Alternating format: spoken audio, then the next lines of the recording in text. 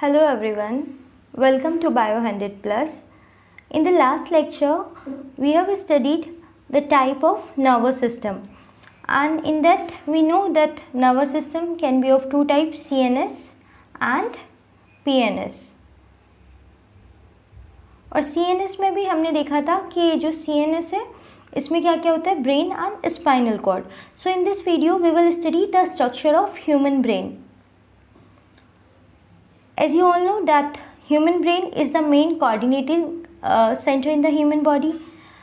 मैंने last video में ही शायद एग्जाम्पल भी आपको दिया था कि ये बिल्कुल वैसा है जैसे आपके देश में आपका प्रधानमंत्री जो बाकी की सारी मिनिस्ट्रीज़ को कंट्रोल करके रखता है और उनको कोऑर्डिनेटेड वे में वो फंक्शन परफॉर्म कर सकें, ये इस चीज़ का ध्यान रखता है.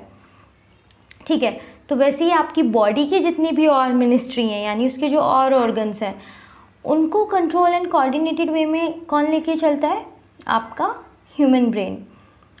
अब इस ब्रेन क्योंकि ये बहुत इंपॉर्टेंट स्ट्रक्चर है, बाकी के ऑर्गन्स की फंक्शनिंग भी कंट्रोल कर रहा है और रेगुलेट कर रहा है, तो ऑब्वियसली इसकी जो प्रोटेक्शन होगी उसके लिए भी कोई स्पेशल मैकेनिज्म बॉडी के पास होगा कि इसको ज़्यादा प्रोटेक्टेड करके रखा गया होगा.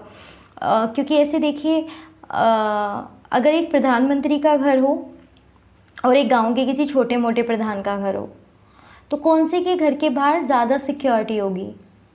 ऑब्वियसली प्रधानमंत्री के घर के बाहर. क्यों? क्योंकि उसका रोल ज़्यादा इम्पोर्टेंट है, वो ज़्यादा बड़ा आदमी है, वो ज़्यादा फंक्शन परफॉर्म कर रहा है. ठीक है, तो वही चीज़ है आपके ब्रेन के साथ भी. आपका ब्रेन बाकी के ऑर्गन्स की फंक्शनिंग भी कंट्रोल कर रहा है, तो वो अपने आप में बहुत इंपॉर्टेंट स्ट्रक्चर है. अगर ये अफेक्ट हो जाएगा तो इसकी वजह से बाकी के ऑर्गन्स की फंक्शनिंग भी अफेक्ट हो सकती है. तो इसलिए क्या होता है, जो ह्यूमन ब्रेन है उसको प्रोटेक्टेड रखने के लिए एक क्रैनियम, एक बाउंड्री होती है, एक वॉल होती है, स्कल भी कहते हैं जिसको, वो होती है क्रैनियम कहते हैं उसको. क्या करती है, ब्रेन को मैकेनिकल इंजरी से प्रोटेक्ट करके रखती है. इसके अलावा 3 मेम्ब्रेन से भी ब्रेन कवर्ड होता है जिनको मेनिंजेस बोलते हैं, एंड ये मेनिंजेस फिल्ड होती हैं विद सेरेब्रोस्पाइनल फ्लूइड. ठीक है, और ये फ्लूइड क्या करता है, ब्रेन को प्रोटेक्ट करके रखता है शॉक से. अब आप सोच रहे होगे कि क्रैनियम की कवरिंग तो है ही ब्रेन के ऊपर, अब इसको क्या ज़रूरत थी कि कोई सेरेब्रोस्पाइनल फ्लूइड भी हो इसके अंदर. तो इस फ्लूइड की ज़रूरत क्या है कि मानिए ये स्कल है और ये ब्रेन है. अब किसी वजह से ये बार बार इसमें अगर ऐसे टकराएगा तो ये इजीली डैमेज हो सकता है, इजीली इसको हर्ट हो सकता है, क्योंकि ये स्कल भी तो काफ़ी ऐसे टफ़ है ना. तो ये ब्रेन है डेलिकेट सा स्ट्रक्चर, अब ये बार बार से टकराएगा तो इंजरी के चांसेस हैं. तो ऐसे में क्या है, एक शॉक एब्जॉर्बर भी चाहिए, जैसे कार्स में होता है शॉक एब्जॉर्बर, कार में भी होता है. तो वही चीज़ है, इसके लिए क्या है, ये मेनिंजेस है, 3 लेयर हैं मेनिंजेस की, एंड इसमें सेरेब्रोस्पाइनल फ्लूइड फिल्ड रहता है. तो ये फ्लूइड क्या करता है, शॉक एब्जॉर्बर की तरह काम करता है कि बार बार अगर वो उससे इस तरीके से किसी वजह से टकराए भी, क्या बहुत ज़ोर से गिर गए या कुछ भी, तो ये सेरेब्रोस्पाइनल फ्लूइड वो शॉक को एब्जॉर्ब करता है एंड ब्रेन को प्रोटेक्टेड रखता है. अब जो ब्रेन है इसको 3 अलग अलग पार्ट्स में हम पढ़ते हैं.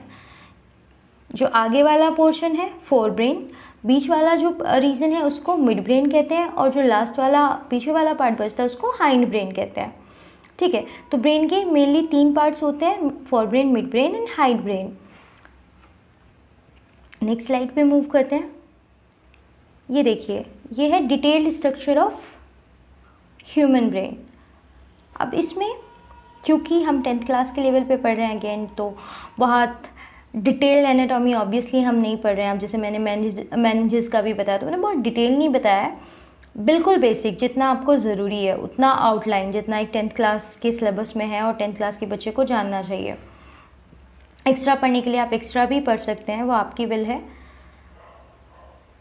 तो हम सिर्फ ये जो हम देख रहे हैं, हम बहुत बेसिक सी लेबलिंग देख रहे हैं, एक आउटलाइन स्ट्रक्चर हम सिर्फ पढ़ रहे हैं, एक बेसिक आइडिया हमें हो जाए. तो बेसिक आइडिया में हम क्या देख रहे हैं कि अपर मोस्ट कवरिंग जो है स्कल की है ब्रेन के ऊपर प्रोटेक्शन के लिए, फिर मेनिंजेस के लेयर हैं उनके अंदर सेरेब्रोस्पाइनल फ्लूइड फील्ड है, और उसके बाद हम देख रहे हैं फोर ब्रेन का ये वाला रीजन सब फोर ब्रेन का है, सेरेब्रम है इसके अंदर, एंड ऑल्फैक्टरी लोब्स होते हैं कुछ.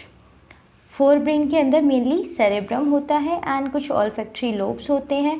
काम क्या होता है फोर ब्रेन का, जितने भी ऐसे रिस्पॉन्सेज हैं ऑर्गेनिज्म के जिसमें थिंकिंग इन्वॉल्व होती है, ठीक है। ह्यूमन बॉडी में वैसा सारे फंक्शंस कौन कंट्रोल करता है जिनमें थिंकिंग इन्वॉल्व होती है? Fore brain. फोर ब्रेन जितने भी सोचने समझने वाले काम हैं, रिस्पॉन्सेज हैं, वो फोर ब्रेन कंट्रोल करता है। साइट हो गया, स्मेल, टच, सेंस, या फिर मेंटल एक्टिविटीज़ हो गई, लर्निंग हो गया, कुछ सीखना हो गया, मेमोरी हो गया, इमोशंस हो गई, ये सारी चीज़ें कौन कंट्रोल करता है? फोर ब्रेन कंट्रोल करता है, ठीक है। और आपके जितने वॉलेंट्री एक्शंस है, वॉलेंट्री एक्शंस वही होते हैं कि जो सोचे समझे होते हैं, जैसे कि वॉकिंग, आप उनको कंट्रोल भी कर सकते हो अपने हिसाब से। तो ये सारे वॉलेंट्री एक्शंस एंड ऐसे रिस्पॉन्सेज जिनमें थिंकिंग इन्वॉल्व होती है, फोर ब्रेन कंट्रोल करता है। उसके अलावा जो आपका ये मिड ब्रेन है, ये क्या करता है? ये जो इनवॉलेंट्री एक्शंस है उनको कंट्रोल करता है और कुछ रिफ्लेक्स मूवमेंट्स को कंट्रोल करता है।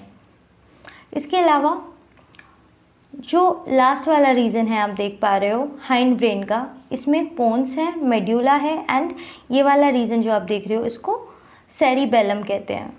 सेरिब्रम एंड सेरिबेलम आपको कंफ्यूज कर सकते हैं, एक जैसे से टर्म लग सकते हैं, तो ध्यान रखेंगे। फोर ब्रेन का पार्ट है सेरिबेरम एंड हाइंड ब्रेन का पार्ट है सेरिबेलम, ठीक। अब इनका देखेंगे, इन तीनों के अलग अलग क्या फंक्शंस हैं। पोन्स क्या करते हैं, मेड्यूला क्या करता है, सेरिबेलम क्या करता है, ठीक।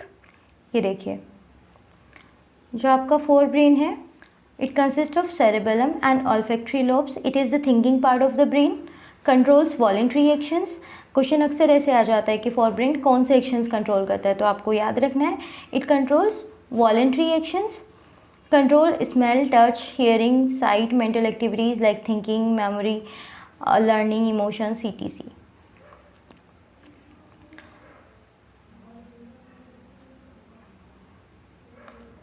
उसके बाद जो आपका मिड ब्रेन है, it controls involuntary actions and reflex movements of head, I, neck, etc। अब इसमें क्या है, ये जो आप देख रहे हो रिफ्लेक्स मूवमेंट, अगर रिफ्लेक्स टर्म अभी आपको नहीं समझ आ रही है तो इसको आप होल्ड पे रख सकते हो। अभी स्पाइनल कॉर्ड में जब हम रिफ्लेक्स एक्शंस पढ़ेंगे तो वहाँ इसको डिस्कस करेंगे, ठीक है। तो फिलहाल के लिए ये याद रखो कि मिड ब्रेन और हाइंड ब्रेन दोनों साथ में मिलके कुछ इनवॉलेंट्री एक्शंस को कंट्रोल करते हैं। एंड जो हाइंड ब्रेन है, it consist of cerebellum, pons and medulla, ये तीनों जो आपने लास्ट डायग्राम में भी देखे थे। सेरिबेलम क्या कंट्रोल करता है? जितने भी बॉडी मूवमेंट्स हैं और उसमें बैलेंस एंड पोस्चर बॉडी का, ये चीज़ें कंट्रोल करता है सेरिबेलम।